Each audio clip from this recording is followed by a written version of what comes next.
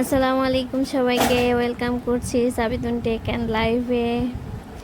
আজকে আমি আপনাদের সাথে শেয়ার করব আমার ঈদের আগের রাত চাঁদ রাত কেমন কাটলো। তো আমরা এখানে সব কিছু রেডি করতেছিলাম, সবাইকে মেহেদি দিব, ভাই বোন ছোট যারা ছিল সবার জন্য মেহেদি দেওয়ার প্রোগ্রাম চলছে এখানে। আসলে বাবার বাড়িতে বিয়ের পরে এটাই আমার প্রথম ঈদ ছিল, যে ঈদের কথা আসলে আমি কখনো ভুলতে পারবো না। আমার এত ভালো কেটেছে এই ঈদটা। সব ভাই বোন সবাই ধরছিল, আপু তোমার হাতে মেহেদি নিব। বিয়ের আগে যেমন সবাই মেহেদি নিতে আসতো, তো ঠিক সেই মুহূর্তগুলাই ফিল করতেছিলাম এবারের ঈদে। মনে হচ্ছিল আমি সেই আগের পুরনো স্মৃতিতে ফিরে গেছি। আসলে বিয়ের পরে প্রতিটা মেয়ের সাংসারিক জীবন সব কিছু নিয়ে আসলে এতটা ব্যস্ত হয়ে যায় যে বাবা মায়ের সাথে কাটানো স্মৃতিগুলো আর ফিরে পাওয়া হয় না সবার সহজে। তো আলহামদুলিল্লাহ এবার আমি সেইটা উপভোগ করতে পারছি, যে আগের দিনগুলো ফিরে পেয়েছিলাম। মনে হচ্ছিল যে এভাবে যদি কাটতো সারাটা জীবন, যে বাবা মা ভাই বোনদের সাথে ঈদ কাটানোর সুযোগ হবে, কিন্তু চাইলেই তো আসলে হয় না। তো এবার আসলে আমার হাজব্যান্ডকে বলতেছিলাম যে যেভাবেই হোক আমি এবার আর ঈদটা আমার বাবা মা ভাই বোনদের সাথে কাটাইতে চাই।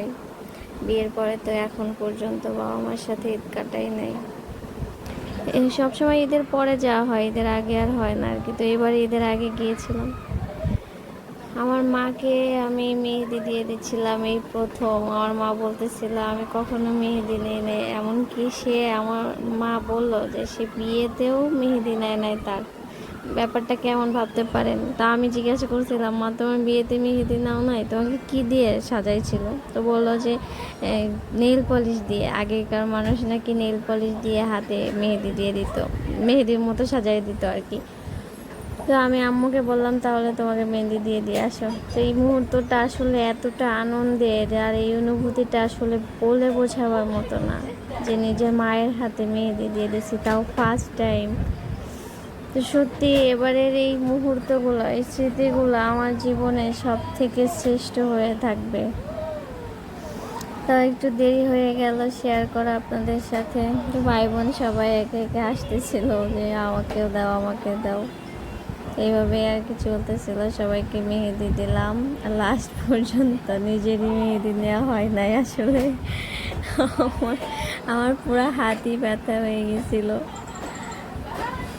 ওরা আবার একটু দুষ্টামি করতেছিল যে আপু তুমি আর এবার মেহেদি নেওয়ার সুযোগ পাবা না, সব আমরাই নিব।